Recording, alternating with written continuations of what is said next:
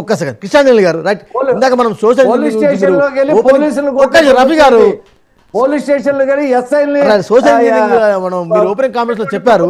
కానీ గత వారం 10 రోజుల నుంచి ఆంధ్రప్రదేశ్ లో ఏ పత్రిక చూసినా కూడా బడుగులపై పెత్తనం, ఎస్సీ ఎస్టీ నియోజకవర్గాల్లో షాడో ఎమ్మెల్యేల సరే ఇవన్నీ రకరకాలు వస్తున్నాయి. కానీ వాళ్ళ బీసీ ఎమ్మెల్యేల గొంతు కోసారు, ఎస్సీ ఎస్టీలను బలి చేస్తున్నారు, ఇలాంటి వార్తలే వస్తున్నాయి. నిజంగా కూడా అది వైసీపీకి మైనస్ కాదు? ఇక్కడ ఒక అంశం ఏమిటంటే వైసీపీ కూడా ఇదే అంశాన్ని మెయిన్ ప్రధానంగా తీసుకున్నది. వాళ్ళు అసలు ఈ ఎమ్మెల్యేల మార్పు అనేటువంటి అంశమే మొదట మేము రెడ్డి సామాజిక వర్గానికి సంబంధించినటువంటి వాళ్ళ సంఖ్యను తగ్గించి బీసీల సంఖ్యను పెంచబోతున్నాం అనేటువంటి విధంగా 50 మంది రెడ్లు ఉన్నారు. ఎంతమంది రెడ్లను తగ్గిస్తారు చూడండి కృష్ణాంజలి గారు. మీరు నేను ఎన్నికలు 50 మందిలో ఒక్కడు కూడా తగ్గడం చూద్దామండి. రఫీ గారు ఇక్కడ ఒక అంశం ఏమిటంటే ఈ విధమైనటువంటి సోషల్ ఇంజనీరింగ్ మీన్స్ లో రెడ్డి సామాజిక వర్గానికి తగ్గించి ఎందుకు బీసీలకు పెంచుతున్నారు అని అంటే బీసీ సామాజిక వర్గానికి సంబంధించినటువంటి ఓట్లు వాస్తవంగా తెలుగుదేశం పార్టీకి సంబంధించినటువంటి ఓట్లు. ఇవి 2019 ఎన్నికల్లో కొంత వైఎస్ఆర్ కాంగ్రెస్ పార్టీకి టర్న్ అయ్యారు. ఎందుకు టర్న్ అయ్యారు అని అంటే తెలుగుదేశం పార్టీ కాపులకి ఎక్కువ ప్రాధాన్యత ఇస్తుంది, కాపు రిజర్వేషన్ కూడా మద్దతు ఇస్తుంది అనేటువంటి అంశం జనంలోకి విస్తృతంగా వెళ్ళడం, బీసీలో కొంత వ్యతిరేకత ఉంది. అందుకనే పాదయాత్ర సందర్భంగా జగన్మోహన్ రెడ్డి గోదావరి జిల్లాలకు వెళ్ళినటువంటి సందర్భంలో కాపు రిజర్వేషన్ దాని మీద నేను హామీ ఇవ్వలేను, ఇది కేంద్ర ప్రభుత్వ పరిధిలో అంశం. ఆ మాట ఎప్పుడైతే చెప్పారు జగన్మోహన్ రెడ్డి, కొంతమంది బీసీలు టర్న్ అవునటువంటి పరిస్థితి ఉంది. ఆ నేపథ్యంలోనే ఇప్పుడు ఆ విధమైనటువంటి బీసీ ఓట్ని కన్సాలిడేట్ చేసుకోవటం ఒకటి, బీసీ ఓట్లు ఇంకా అదనంగా తన వైపు తిప్పుకోవటం ద్వారాగా కాపు ఓట్లు రేపు పవన్ కళ్యాణ్ అదేవిధంగా తెలుగుదేశం కూటమి వైపు వెళ్ళిన నష్టం జరగకుండా ఉండేటువంటి ప్రయత్నం అయితే ఈ రోజున జగన్మోహన్ రెడ్డి వైపు నుంచి అయితే చేస్తున్నారు. అయితే ఇక్కడ ఒక అంశం ఏమిటంటే మీరు ఈ ఎన్నికలు సమీపిస్తున్నటువంటి వేళ మీరు ఒక నెల రోజుల నుంచి వార్తలన్నీ ఇవే కదా. ఏంటి వార్తలన్నీ? వైఎస్ఆర్ కాంగ్రెస్ పార్టీకి సంబంధించినటువంటి ఎమ్మెల్యేలు మారుస్తున్నారు, ఎంపీలు మారుస్తున్నారు, అక్కడి నుంచి మారుస్తున్నారు. ఇవంతా రాజకీయ పరమైనటువంటి చర్చ వైఎస్ఆర్ కాంగ్రెస్ పార్టీ మీద జరుగుతుంది. కానీ ఎక్కడైనా సరే తెలుగుదేశము జనసేన కూటమికి సంబంధించినటువంటి విషయం రేపు అధికారంలోకి వస్తా అంటున్నారు రఫీ గారు.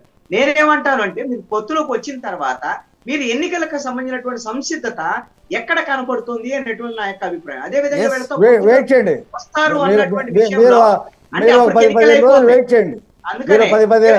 ఒక 10-15 రోజులు వెయిట్ చేస్తే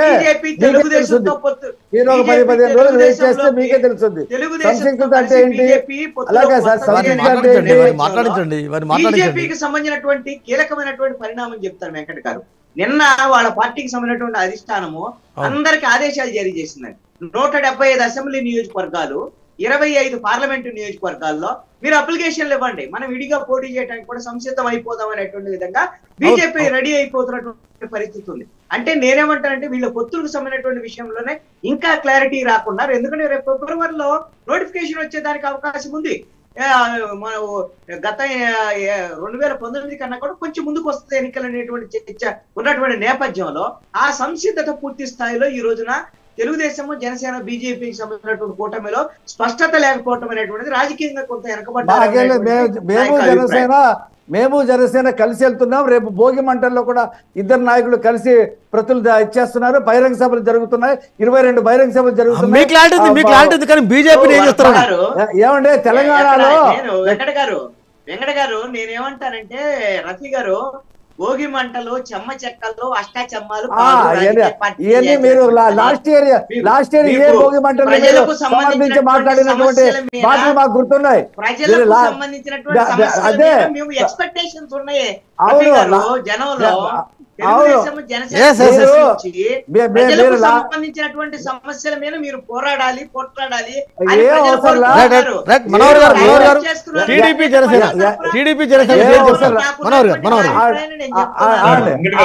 చెమ్మాలు మీరు టీడీపీ జనసేన అనేది చాలా చక్కగా జనసేన టీడీపీ చేయాలని వైసీపీ నాయకులు ప్రతి ఒక్కరు చెప్తున్నారు. మాకు బీజేపీతో కూడా చాలా మంచి సంబంధాలు ఉన్నాయి. మేము లాస్ట్ టైం కూడా చెప్పాం, పవన్ కళ్యాణ్ చెప్పాడు. ఏం చెప్పాడు? పవన్ కళ్యాణ్ అనే వ్యక్తి వీఆర్ పార్ట్ ఆఫ్ ఎన్డీఏ, ఎన్డీఏలో భాగస్వామ్యం. నేను ఒప్పుకుంటాను. 10 రోజుల క్రితం కూడా కానీ మా పిఎస్సీ గారు డొనేషన్ గారు నేను ఖచ్చితంగా అన్ని పార్టీలు కలిసి వచ్చి మంచిగా చేస్తున్నాయి, దాంట్లో నో డౌట్. వీళ్ళేదో బ్లూ మీడియా లేకపోతే అనలిస్ట్ అని చెప్పుకొని ముసుగు రోజులకి కొంతమంది వ్యక్తులు వచ్చి ఏదో మాట్లాడతారండి. మీరు లాస్ట్ ఇయర్ భోగి మంటల్లో మీరు లాస్ట్ ఇయర్ తెలుగుదేశం జనసేన పొత్తులో లేరు కదా, మీకు 1 ఇయర్ లాస్ట్ ఇయర్ భోగి మంట